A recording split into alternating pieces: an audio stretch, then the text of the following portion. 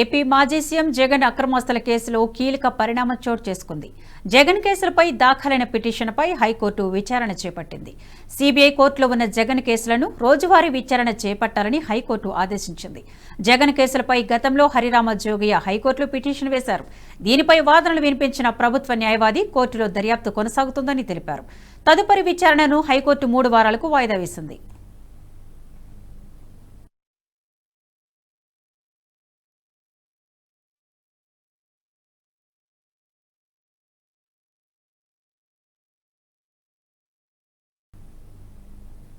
ఈ వీడియో మీకు నచ్చినట్టయితే లైక్ చేయండి, 10 మందికి షేర్ చేయండి. అలాగే కామెంట్ల రూపంలో మీ అభిప్రాయాలను మాతో పంచుకోండి. Nationalist hub group of channels ను సబ్స్క్రైబ్ చేసుకుని తెలుగునాట జాతీయవాద జర్నలిజాన్ని ప్రోత్సహించండి. ఈ వీడియో కింద ఉన్న బెల్ ఐకాన్ పై క్లిక్ చేయడం మర్చిపోవద్దు.